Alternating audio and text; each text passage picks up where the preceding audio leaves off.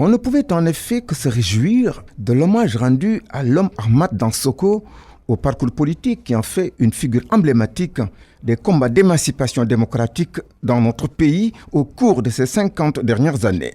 Que cet hommage ait été pour une intelligentsia politique des intellectuels l'occasion d'exhumer, voire prôner un retour aux valeurs et idéologies des partis de la gauche sénégalaise, quoi de plus normal?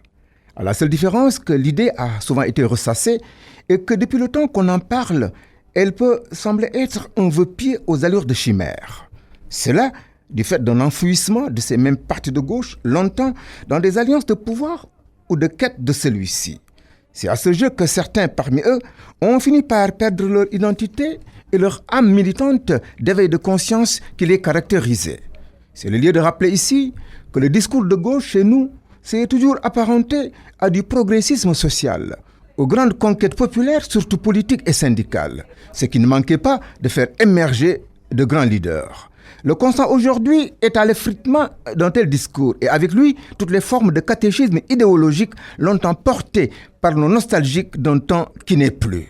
Paraphrasant le chercheur américain sur la fin de l'histoire, sans donner raison à ses thèses, on peut s'interroger sur ce qui peut bien rester de cette gauche nationale, de ses rapports avec sa propre évolution. Tenter d'y répondre, c'est reconnaître les mutations politiques subies par ses principaux responsables.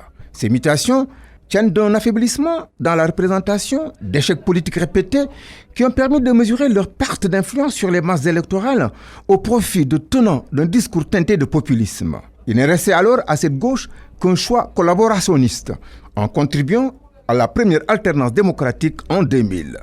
Mais ses membres n'en furent que des acteurs figurants qui n'avaient conclu ni programme de gouvernement ni partage d'un projet de société avec les nouveaux arrivants aux affaires.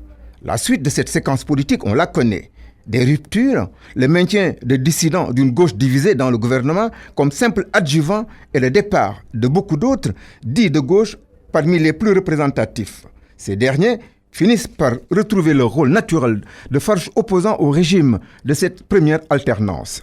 C'est dire qu'un rassemblement qui magnifie les actes et l'héritage légué par l'ancien secrétaire général du PIT peut constituer un moment symbole pour exprimer le souhait d'un retour aux idées de gauche, mais difficile pourrait bien être le chemin de sa réalisation.